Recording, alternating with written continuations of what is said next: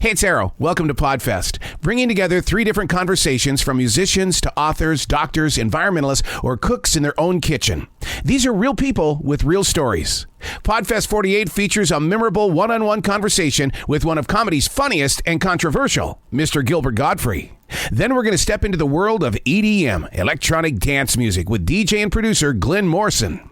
Our third conversation is with a man of great mystery with his feet always locked in on truth. It's magician Hannibal.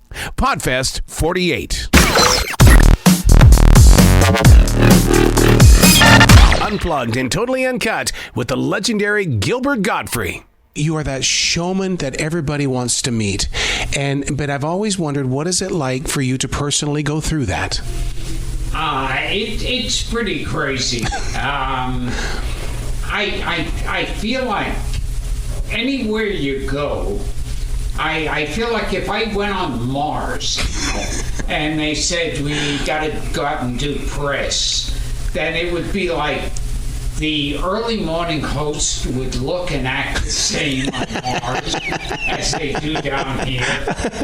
And then there'd be a bunch of radio shows called, Captain Wacky and his Morning Yeah, because, it's a different atmosphere every station that you go to. And then you have to go do television. Yeah. Yeah, television all looks the same. Yeah. And it's always cold in there. Yeah, always cold in there, and there's always a cooking set. And they ask if you want some, and I think, I really don't want a steak at 6 in the morning. How have you stayed so fresh with the comedy? That means, to me, when I watch you, it's like you've got to be the king of awareness. Yeah. I never was called that before. Because, with all the things that are going on in the world, you know it. It's like you could be that guy that's doing television news. Yeah. That's the funny thing when you realize when you actually start doing these shows. I used to watch newscasters and think, oh, God, they're so smart, so weird. Yep. And then you go and you look, and there's the teleprompter in front of you. And I could talk on any subject, too, if I had a teleprompter. So when Disney announced that Aladdin is going to be, they're going to bring it out to live, like the new Beauty and the Beast, are you going to try out? Yes, I'll be flapping. They're going to fit me for a giant parrot. I saw like the stage show of Aladdin, and there they had just a person named Iago. Really? Yeah. And so I don't know what they're going to do in the live show, but if they don't have me, I'm not going to be in a hurry. So, when you're part of a major production like that, and you've been a part of our life for all these years, don't you feel like an album because you're a part of our soundtrack? Yeah, it's a weird thing that you start to realize what you've done when people start going, like either, Aladdin I get all the time, and the other one is Problem Child, the Aristocrats. or when you're doing the comedy roast. Oh, yeah. Oh, we tune in for you. We have to see what you're going to say. Did they give you enough time to write material, or? Yeah. Well, and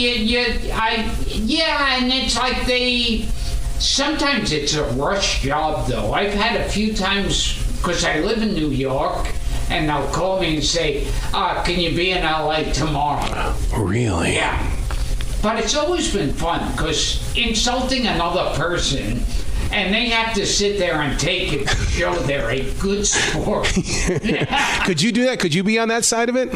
Yeah, they insult you a little just by being on the dais. But, see, I'm as hypocritical as anybody. It's like, I can make fun of somebody who's dying of some dread disease, But if they make fun of the shirt I'm wearing, I feel like, oh, well, now they've gone. That's just wrong.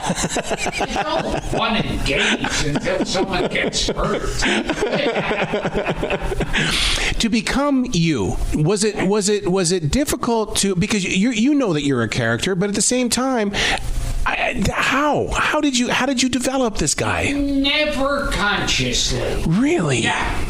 It's like after a while you wake up one day and go, oh, my delivery's been like that for and it's like never conscious. People say, how did you develop it? Was it a relative you had or something? Never once.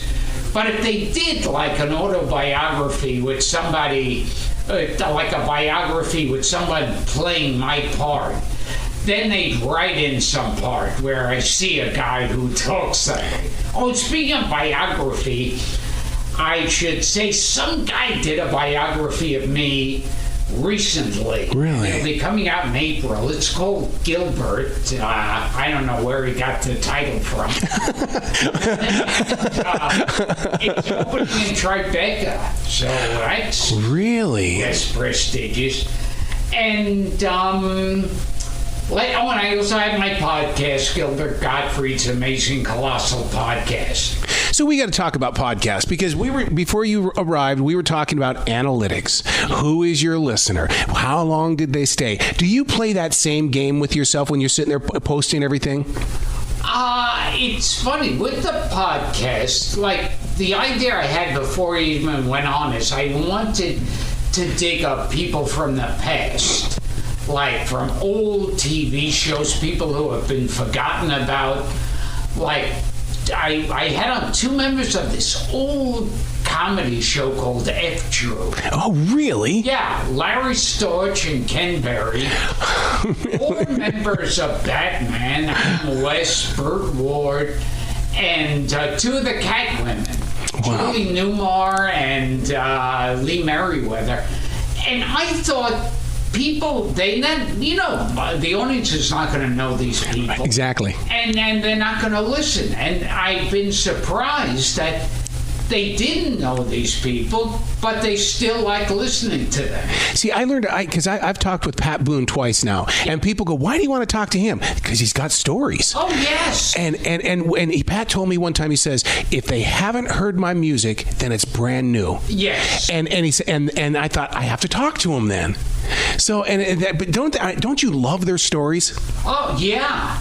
It's amazing. And they'll be talking about other people who died years ago. Yeah. They'll have great stories. It's Dick Van Dyke was. I talked to him. Yes. He was unbelievable. Right. Yeah. It's amazing to me. I'll have people on in their 90s. And their memories are much better than mine. I can't remember a job I did last week. And they'll remember like a job they did 70 years ago. And Dick Van Dyke told us a story that him and another former guest, this old comedian, what was his name now? God, see, I can't remember. And Orson Bean. Really? And that he and Orson Bean, when they were struggling performers trying to make a living, their only form of entertainment to go to during the day was at the zoo. They had a chimp who used to sit around and masturbate. And so Dick Van Dyke and Orson Bean and observe the monkey. And I don't know if they wore raincoats. Don't you like the way that the older actors and stuff are so humble? Yes. And it's like, what can I learn from them that so that I can also be humble? Yeah, it's like the other thing, besides from being humble, is how they're older now, and you'll hear like one of them the day before got rushed to the emergency ward and they're on life support. And then when they get out of the hospital, if they get out, they're back to their schedule, and they'll call me up and say, oh, I was supposed to do an interview with you. Let's reschedule it for this day. And I'm thinking, nowadays, like, actors and actresses, they'll be 18 years old, and they'll be suffering from exhaustion. That's right. It's so true. And that's what keeps them going. That's like Dick Van Dyke told me one time. He says, I didn't take a dance lesson in my life. And I go, but I saw you on Chitty Chitty Bang Bang. Yeah, you saw me, but I didn't take a dance lesson. Yeah. That's amazing, because don't you put yourself through things? And he still dances nowadays. Mm-hmm. Which, it hurts. My muscles get torn. That's right. That's so true. Well, how are you staying so healthy with all the traveling you're doing? Oh, God. I think I could drop this.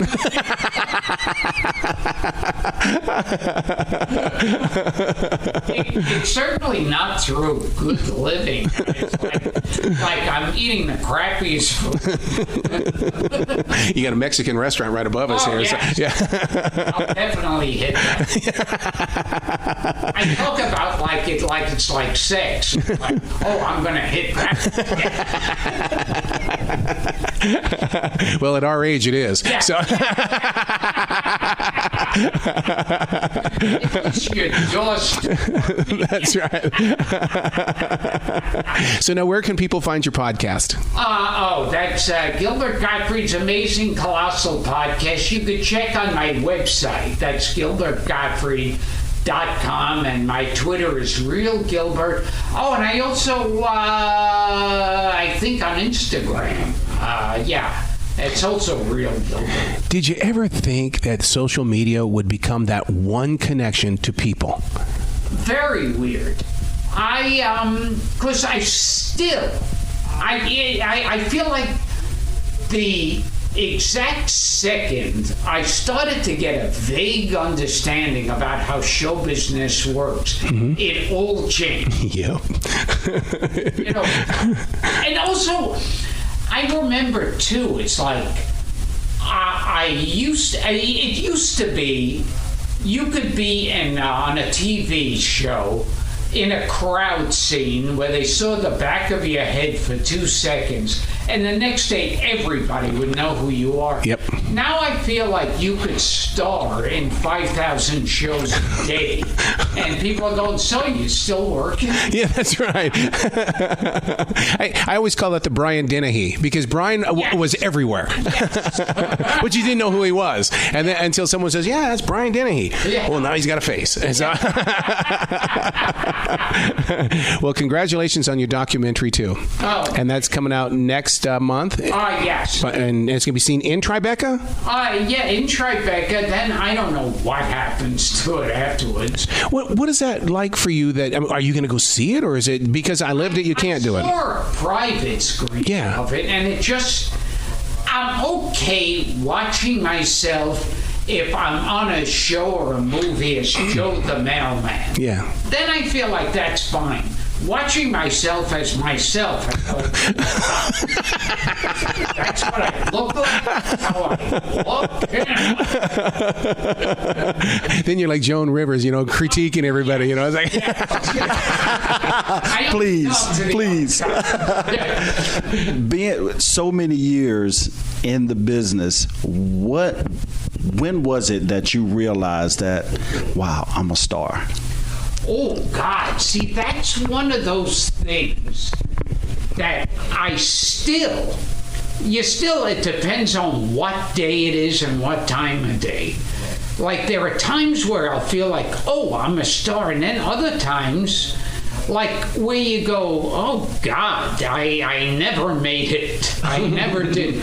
And the way I start to realize that I've had success is I think back on the years at the comedy clubs for no money, just hoping to get on stage, and all the millions of other people trying to make it who I forgot their names already. They're gone. I don't know if they're alive or dead. Right. And I'm thinking, but people come up to me and they want a picture with me, and I'm thinking, that's how I know.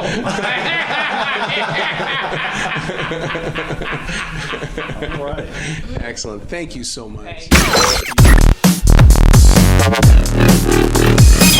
Unplugged and Totally Uncut with Glenn Morrison. My body threw a party, but you could not come. Tried to wait, but I already had my fun. If you can't keep up, you better bite your tongue. When too much love make it come undone. Does your music include your full-time job? Are you in the studio all the time? I am, yeah. Like I own a mastering studio. I have a newly built room as well by Terry and the guys, and I have a great team that build this new studio for me. So I have a lot of client work that is, really the basis of what keeps me in here 9 to 5. So I have, I do a lot of mixing, mastering, production writing, creative writing for clients, and it's been a great 4 years or so since I set the company up. But aside from that, of course, I have my Glenn Morrison music, and we had aliases as well for underground projects and different projects. And really, the core root of it all is that I just love to make music, and we try to find the most professional vehicle possible, depending on what the style is. Gotta love the high that a bad boy gives, but I just throw him back when I'm done with him.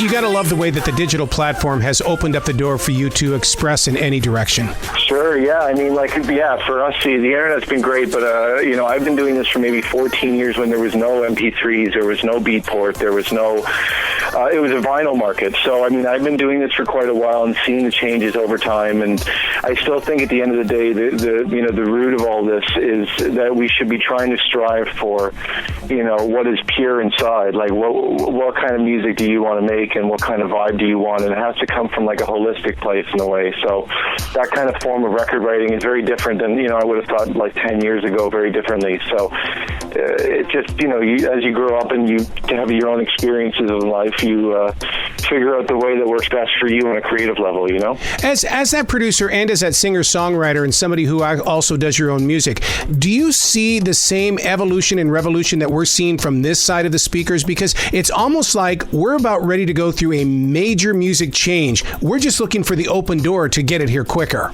Yeah. I mean, I touched upon this in another interview I had recently where, I think that the onus is upon the artist more than ever now to be able to have their own objectivity and a harder creative filter because, back in the day, as there was definitely the gatekeepers of the record industry, and they would sign what, they thought was good or not, and a lot of music was kind of just force-fed, whereas now you have a lot of variety, a lot of choices, a million different ways of seeing different types of music disseminated across many different types of mediums. So, in a way, it's kind of, you have this oversaturation of content, and people, in my opinion, today still have a very hard time separating what is a great song from what is a poor song. And just because you have a lot of content doesn't mean that the content is meaningful, kind of thing, right? So the whole onus is upon the artist to be very hard on themselves, I think, to be trying to do the best that you are capable of, that you're proud of. If you truly love something, run with it. But if you think it needs work or it's average at best, don't put it on a free download. It's just saturating the market. You know what I mean? You overload yourself. So for me, the focus personally has been just upon writing great, meaningful music, strong songwriting, strong production. And if it takes a long time to write a record, then that's so be it. But it should be coming from that kind of place. More about the songwriting than it is the bang them out production, quick stuff, Well, and there seems to be a lot of that's out there where it seems like everybody's playing the same formula game, and it's like break free of the formula. Indeed. Actually, it was a very interesting thing on Reddit the other day I saw where a guy, compared 3 records at the moment that have almost virtually the same intros, and they're all in the top 20 billboards at the moment. And, they're big records and stuff, but there's strong comparisons between these 3 intros, and in terms of the sound design, in terms of the style of production, in terms of the general sheen of it, the feel of it, the vibe of it, it's overwhelmingly similar. So, I mean, at that point, I don't really like to think about what other artists are doing. I'm just trying to be focused on myself. But, I really, for me personally, I'm striving hard to be able to create, very fresh, strong content, like very good songwriting. I need good songwriters. I need good vocalists. I need good session musicians. I need to create the package. And sometimes a song takes no time to create, and sometimes it takes a year to create. I've had some songs go through like 10 different vocalists, and all of them I just didn't quite feel in the end, and for whatever reason we just never ran with it. So sometimes you have a lot of wasted expenses because you can't really force the creative process. Just because you have a top line doesn't mean that should be the top line that's used for the record. Even now, as I lay, there's a space you used to take. When you talk about that being in the studio and stuff, right away I had this vision of, I've got this video of John Lennon looking through the glass window at the musicians as he was trying to create his sound. It's got to be a really fun journey for you, even though it seems like a chore to find the right vocalist, but the end result is the payoff. Oh, it's beautiful. Yeah, I mean, the John Lennon thing is great. I was just watching a documentary that really inspired me the other week, Inventing David Geffen. I think it was like a PBS special or something in America, and it's just a really amazing documentary into the mind of an honorable and gifted man. He was really a genius in many respects, and a great visionary. And John Lennon was popped up, and it was all part of that huge wave in Asylum Records, right, in the 60s and 70s and stuff. And I think there's that holistic approach to record writing, which is really special. And it took me a long time to personally understand that. Like, I'm 30 years old now, which is not old by any measure, but I've had time to work. I've worked in this record industry for maybe 14 years now, and I can appreciate some things that I did back then that were smart, and some things that maybe could have been done better. And I think branding and marketing today is extremely important. So when you have a record, it has to kind of stylistically fit with the rest of what the brand represents. You can't just be releasing tons of different styles of music.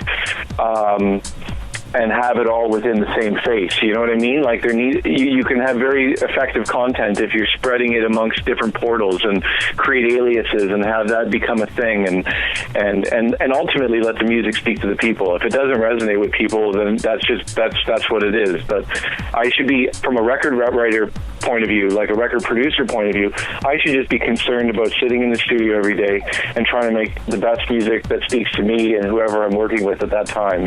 So what I love about your attitude is that you're not the guy who's just going to accept the paycheck. If I'm going to come in there as a musician, then we're going to get the right sound. Definitely, and even Rick Rubin's like this. And this approach that I'm taking is very much modeled after what I think have been true visionaries and true artistic greats. And to really get greatness, you have to be able to not think about just quickly making a quick dollar, so to speak. So, it's a really hard line to draw in the sand, because that's just my approach and attitude. Is also based on my situation in my own life too. Maybe it'd be a very different ballgame if I didn't have the same kind of income stream or whatever it was, or life situations or whatever, right? So everybody's personal situations can relate to how they go about the music industry, right? And that's something to be. I always try to act honorably and with dignity and with grace here, but it's hard sometimes when you don't want to take that simple road. So for me, I like to think that the records I'm releasing now, like we have I'm the King being the first one after quite a while. The whole new wave of records that are about to be released are all the new pieces that I've been working on over the past couple months. Some records I'm still currently working on production, trying to finish, but we want to have a steady stream of releases going out. And I think I'm the King is 24 or something right now in the billboards here in Canada, so that's wonderful. And radio play has been really great, and the feedback's been great, and just being able to release music that I love without having somebody chime down my neck and tell me what they think I should make. I don't really find a big place for A&Rs in my situation now, because I think I'm at a certain position where I should be able to just freely express what I want to express, musically speaking, you know what I mean? Yeah. Being from Montana, I grew up with a lot of Canadian music around me, and I've always been inspired by Canadian artists, such as the Randy Bachmans of the world, who we've talked several times, and he says, you only think you know who I am. You haven't heard my entire journey, all the chances we take. What is it about Canadian music where you guys take such incredible chances and find success? I appreciate it, and I'm not sure. I think it's a headspace, really. I really, truly believe it's a headspace where, and also education. So when I talk about Rick Rubin or I talk about David Geffen, it's because I'm watching and reading books and watching documentaries and learning from what I would consider the greats of the music industry. And the proof is in the pudding, too, right? Between Rick and David Geffen alone, their musical imprint throughout the last 50 years is unbelievable. And you could pick your own artists and your own people that inspire you, too, and people that are special, that just have that X factor, and it's really about, it comes from a holistic place, but all those people, they come from a place of just like writing music for music's sake, constantly, especially in my situation now, we're having platinum and double platinum and gold records and things like this. The business aspect crops his head up all the time because we have to be fair with the feature fees for vocalists and co-producer fees and vocal tracking, whether, if the singer's in LA, well, we got to take care and make sure she's in a good studio or he's in a good studio, and sometimes I'm not physically present, depending on how the record's being written. If there's a session musician, like a bassist in Nashville, I just pay him, a certain amount, and he can record the bass parts on top of the instrumental we have going or whatever, and so there's a lot of moving parts, and I'm personally try to make sure that a lot of people are also paid for their work too and taken care of and compensated well, because not everybody's touring as well. So some people can be touring. I personally at the moment am not doing so much touring. I'm doing a lot more record writing at the moment, but some people that don't tour don't get to monetize the same ways that touring artists can. So there's all these different factors into consideration, man, but I'm just coming from a holistic place. Like, I just want to be writing music, making great pieces of music. If I'm happy with it, the overall vibe is like, let's go with this. I don't want to be held back by an A&R who's sitting in a small room, in a commercial building. It's not holistic. It's not coming from the right place. Like, who is somebody else to tell me about my art? You know what I mean? Whether you like it or not, it's like completely your prerogative, and nothing positive or negative from that. But it's not like I'm not making music to be validated by random A&R people and stuff like that. I'm making it because I think it's great, and like you touched upon in the very beginning of this interview, people today have the access to the internet and the ways in which of disseminating that information. Like, we can do a lot of this ourselves. It's kind of going back to an artist market in a way, which is really wonderful. Again, I'm just trying my best. I certainly don't have all the answers, but I think I'm a much happier person day by day. I don't look at competition with my peers. It doesn't really matter to me what other people are doing. As long as I'm personally happy with my music making, I think that's really the point of this, It's almost like we've gone back to the folk rock movement of the 1960s, because there's a freedom to create. Great analogy. Yeah, I couldn't agree more. That's a great analogy. I don't know. Totally, there's resonances there. And we've seen so much growth from even that era, and that's why I'm saying we are headed into an exchange here that is just going to be so huge. Yeah, I couldn't agree more. And I'm speaking to a lot of my friends and a lot of really, really big artists that are signed to labels are starting to kind of fly away and do their own thing and do it themselves and administrate everything themselves and have their own publishing teams and their own administrative and their own, essentially, setting up your own record label in a way and licensing out. And then the licensing seems to be very, very, very good formula for us right now. Frankly, it's kind of like, if I'd rather just go where the wind blows. If the wind is telling me, well, let's just set up, we set up 2 record labels for me this year, Dying Light, which is a commercial record label, and Fall From Grace, which is the underground club label. I need to be able to freely express like my own creative interests without being hindered by like one particular, label. I can't be putting out underground club records on the same label that I'm putting out I'm the King, these Billboard records. It's just not appropriate. It's not that much more work. It's a bit more administrative and accounting stuff, but from a branding perspective, great. Now I have 2 vehicles where I can allow myself to be free and express myself in the music that I love, that I like, and we'll see what happens, right? I mean, we'll see how the records translate. I mean, the King seems to be good. It's just I haven't figured out America yet to tap into U.S. radio. I used to be looked after by Sony Canada, by Universal, by Robbins in America. So I always was with major labels like the last 5 or 6 years, and I'm doing a lot of this stuff myself now with my own people and my team. But we're very excited, right? Because it's coming from a very holistic place. Like, it's about the record. It's not about the advances. I could easily go out and try to chase money and get advances for stuff, but all that is a glorified bank loan too, right? Because it's recoupable against the sales. So it's not necessarily nice to chase advances, because if they don't care about you or your strategy or whatever, then that has more, you know what I mean? It's like way worse situation than taking that initial advance. Your energy and positive vibration reminds me so much of a good friend from London, Ontario, Paul Luffenegger. Cool. Paul Luffenegger speaks the same street. I mean, it's like, it is about organic. It is about, can we just all get along and write music that works? Indeed, and have a team that cares about me, have people that actually give a shit and push for me, and that's a huge thing. And I've been signed to so many record labels over the last maybe 10 years of producing, or 12 years, I don't know. Like, I've been signed to a lot. Like, and sometimes you can get caught up in the factory wheel system where there's like distribution, where they have to get certain records out per month and blah blah blah. And every artist has different calendars, and some are bigger than others, so some get more priority than others. And there's just different scenarios at play from a corporate world, and I appreciate that. Like, I totally get it from a business perspective, and to make sure that you make money so everybody gets to eat. I fully appreciate that. So I'm at a stage in my life where I think now I don't need to rest on advances and stuff from labels. So it's a case of let me just be pure, release it myself how I wish with my team. And I think that the success of I'm the King was solely predicated on that whole basis. Like, let's just do this ourselves, you know. And this was the first record. You know, I guess I'm comforted by the fact that it's doing well and still doing well right now on Canadian radio. I just need to.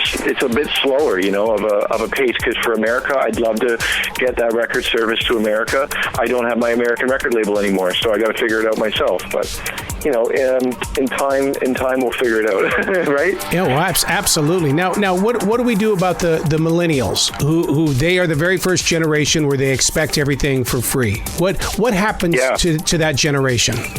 Yeah, I've actively, we talked about this a lot. We spent many hours discussion on that, and we have the SoundCloud portal right now, very actively engaging community we have through SoundCloud, where we give out tons of free downloads. We actually gave out I'm the King as well as a limited time release download. Basically, it's like, so you have to like and follow or comment or something in order to download, and what it does is it fosters real, organic, positive community. If you wouldn't be downloading the record if you didn't like it, right? So the comments generally, like 99% of the comments are always comments about the person liking the song or something positive to that effect, and we're giving it away for free for a while. And I do recognize that some people don't have money at all, and they're going to download it for free on torrents, and that's just the way it is. Again, I'm not making music to care about every single dollar and penny that comes in from the record. Do you know what I mean? Like, I'm really just trying to do the best I can to monetize so I can have a good life, and that also everybody else that's working with me gets taken care of, and we're just releasing music and having a good time. You know, that's really the biggest thing. I always try to take care of the vocalists, the co-producers. Everybody gets paid per DMs and studio fees, and it's really a way of all of us creative writers just working in the industry every day in the studio, you know?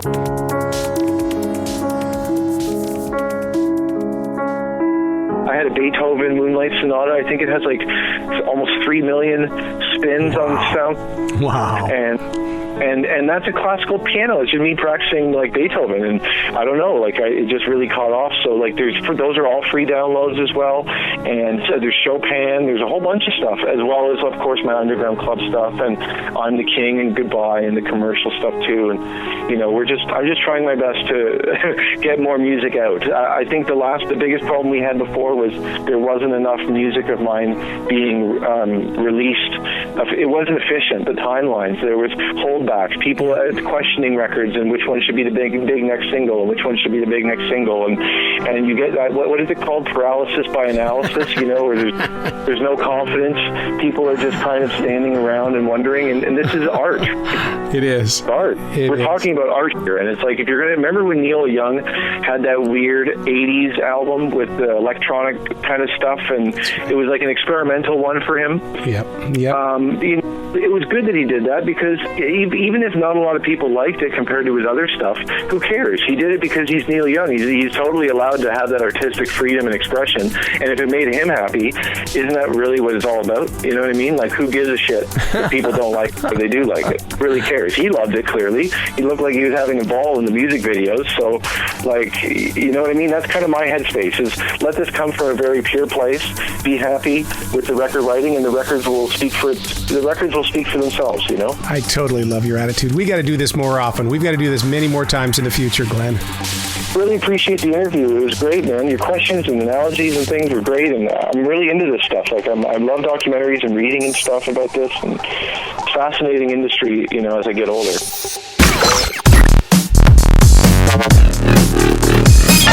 We are unplugged and totally uncut with Hannibal. How do you prepare for what is about to happen? I panic a lot.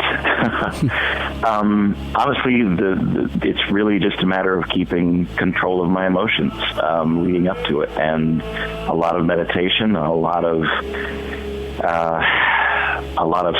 soul searching, and a lot of prayer.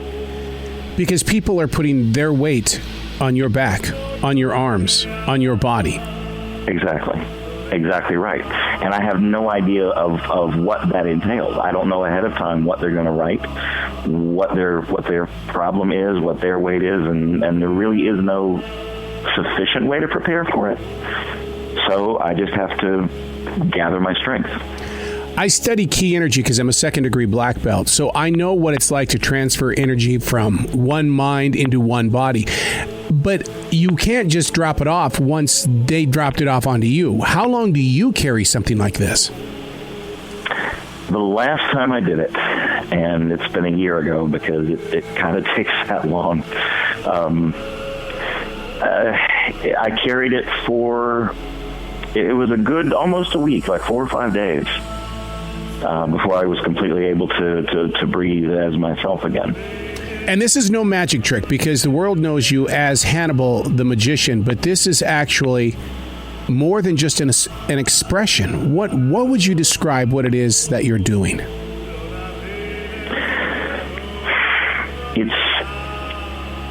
I like to think of it as an art form. And if art is the act of taking your heart out and shining lights on it, then this is me doing that and inviting others to put theirs out in the light as well. So it's like a group art project. The artist tends to put his pain and his joy and whatever else he's got onto the canvas. And so I'm going to be the canvas. That takes a lot of guts, doesn't it?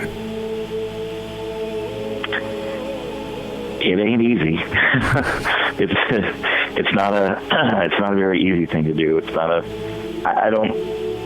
I don't know exactly how brave I would say I am, or how much courage it takes, but it is very intense, and it is very, very stressful. Is this almost like an act of shamanism, or even we can even go further than that and say Buddhistavism? I mean, there's so many different forms of spirituality. It's almost like you've turned yourself into a human pincushion. Everybody else's pain is being shot into you. A little bit of that, yeah. There's definitely Buddhism in it. There's an essence of Christianity into it, into laying your burdens off on someone else, or allowing someone to carry your pain away. So sure, it is. I mean, it's more than just a physical act. It's a very, very spiritual thing as well. And when you talk about the transferring of pain and stuff like that, what the average person doesn't realize is that they transfer it every day just by the words they use, or even just by putting things up on Facebook. And this might open up their eyes and heart to the potential of them understanding on how easy it is for them to let things go. Exactly. I hope so. The last time I did it, I got, and I'm still getting just scores of letters and emails and messages, and the effect was much bigger than I expected it would be. I honestly expected it to be contained to the room and maybe a little bit from what we posted up on social media. But it was picked up by Amanda Palmer. A friend of mine is a friend of Amanda's, and he linked her to the blog post I wrote about it. And she put it up, and I got tens of thousands of views. And then, of course, hundreds of letters immediately followed that, too. So, and by and large, I'm going to say 99% of them were positive and understanding and uplifting, right back at me. So it did have a very positive effect out there, which is why I decided to do it again. The most giving man in a circle of Native Americans is always the chief, because the energy moves through him. Would you look at yourself as being a modern-day chief of sorts? No. I'm you said shaman earlier, and maybe that's closer to what I am. I have certain obscure knowledges, of how certain things work, and that's where the magic show itself comes into. That's where my art comes into it. But I also put a lot of heart and soul and feeling into what I do, which is what gave me the idea and the purpose for doing what I'm doing tomorrow. I'm not a leader because I just don't see myself in that role, quite honestly. But if I'm needed, my friends know they can come to me. They know that I'm available. I know what it's like to walk with spirit guides and keepers, and there are many times that you pick them up along the way. And during that journey, you tend to... You kind of pick up on their pains and stuff, and you have to have those late night conversations as they travel through you. Do you find that in the pain afterwards that you've got to write things down to kind of communicate with those that are still moving through you? Oh, yes, absolutely. I have to, I'm carrying quite a bit, and it's got to come out somewhere. And one of the best things that I find for relieving stress and things like that is to write it down. And some of it doesn't go any further than my laptop. There's pages and pages and pages in a diary that's just stuff that I put down on the screen that isn't for the public. But there'll be a lot of public purging as well. My feelings afterwards. I think that's an important part of the process. Because with any art, it's the preparation is one thing, and that's done in secret, and then the actual act itself happens for the public, and then afterwards there's the resounding, the ripples in the water, and you can't really control where that goes, but you can observe and further the act in the aftermath. With the energy of so many people moving through you at one time, do you believe I wrote a song one time, I turned the page, 1,000 faces look at me for their reason to explain. Do you feel like that at one point in time, all people who have touched you are moving through you trying to be heard? Oh, absolutely. Yes. Isn't that part of the role of any artist? It is. There's and yet we're labeled weird. We're labeled the outsiders, and that's the part I don't understand, because it's not that you want to be labeled the healer, but at the same time, it's kind of a weird place to be hanging your hat. It is, but it's a gift, and if you're not using the gift, you're abusing the gift, or you're disrespecting the gift. An old friend of mine once said that the regulars, the normal people, the people that don't consider themselves weirdo and don't understand, the artists and the art world, they would really, really miss it if it went away. We're the ones that were picked on in high school. We're the ones that were put down and labeled and everything else. But we are the grease that keeps the engine moving. We are the seasoning in the meal. It's not just the meat and the potatoes. We're the garlic and the salt and the flavors that we put into it. And while it might be looked down on by some people, and not everybody likes everything, but if it all went away, they really, really miss it. Do you mindfully live in the present? Try to. You would have to be able to take everybody's energy and to be able to channel it and you don't file it away. That's the mystery to me, is that what are you doing with all these people when you've got somebody like Howie Mandel that doesn't ever want to be touched? I know, and that's part of what I'm doing it for too, Arroe. My two biggest things, and this will be talked about in the show in more detail, but my two biggest things are my own body image and the way I know that I look. I don't feel, in my mind's eye, I see myself as different, but I'm very, very grounded in reality as to my body type and what I look like. The other thing is that I have a really, really big problem with being among a crowd. I can stand in front of 1,000 people. I can stand in front of 50 people and have no problem talking and relating and interacting, and that's fine. And one-on-one or small groups, 2-3 people, I'm okay with that too. But if it becomes more than 4 or 5, I withdraw and I get really uncomfortable, and I find it very hard. So I'm inviting dozens of people to surround me and touch me and write their thoughts and their feelings on me. That's the other thing that I'm dealing with. Besides just the taking away of their pain, I'm putting 2 of my big hang-ups out there right up on the stage. So it's almost like me when I ran into a rattler up in Montana. I went out, first thing I did, I went out and got a boa constrictor so I could get over my fear of snakes. Mm-hmm. So exactly. Your fear in reality is people. That's the artist in you. Yeah. What do you think of the theory of learn to display your art so that you can also learn to ignore criticism? Does that play any role in this? There are critics already. I've already been getting some negative feedback, some negative letters, and I'm doing this only for attention, and I'm doing it only for money or whatever.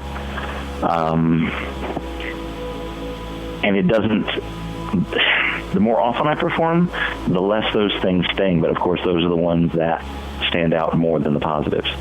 Yeah, and you carry those things forward too. I mean, because there's things that I did in the 1970s that I'm still carrying forward. Oh yeah, oh absolutely. I mean, I entertain hundreds of people, maybe thousands of people. I've got lots and lots of people who love what I do, but I'm still fixated a lot on a street preacher from 5 years ago who got in my face for being evil and promoting deception and just really railed on me. And I think about that more often than I think about the good things. I can only imagine when that moment was taking place how you went inside, didn't you? And you let your eyes do the talking. Yes. I knew it.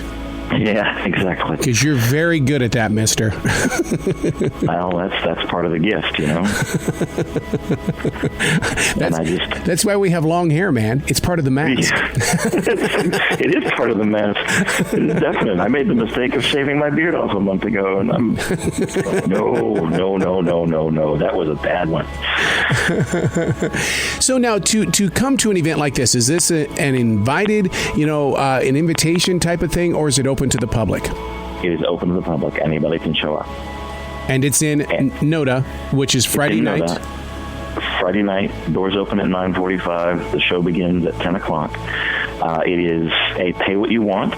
You can pay nothing. You can watch the whole show for free. You can make any size donation, and at any time. You don't even have to pay at the door. Come in and sit down and pay what you want as you leave. There's no obligation. There's no anything. There is a wonderful musician, River Nuri, who's going to do a viola selection of things that she finds precious. My friend Megan Skye she's doing a speech. I'm not even sure what she's going to talk about, but she is a brilliant thinker and a brilliant presenter, and she's going to put forth some truth. Then Hannibal is going to do his regular evening of magic, which is exciting and fun and time traveling and thoughtful. And then after a very brief intermission where we give people the opportunity to leave if they want to, we'll do what I call the naked truth. And this begins at 10 o'clock, or all these events take place before 10 o'clock? The doors open at 9:45. River's going to take the stage at 10. Everything will wrap up by 12:30. You ready for this? This is your second time, but I got to ask you: Are you spiritually ready for this? Almost. Yeah. Oh, by the way, the venue is called Upstage. I didn't mention that. It's Upstage in Noda. No, I'm not, Arroe. I'm not right now. I'm sitting here terrified and preventing myself from canceling. Yeah, we artists get that little feeling inside of our stomachs, don't we? And then it starts invading our mind, and then your body starts hurting. You go, well, I guess I'm sick. I better call in. Yeah, exactly. And I'm still 36, 35 hours out. I'm still got some time before I have to commit. And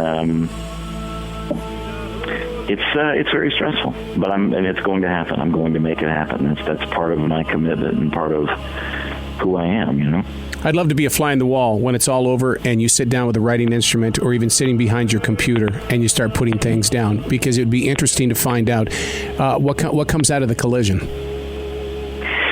I'm interested about that too.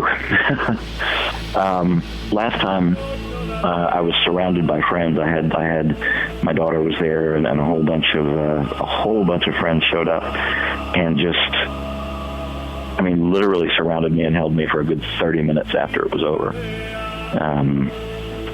So we'll see what happens this time. How can somebody follow you, sir?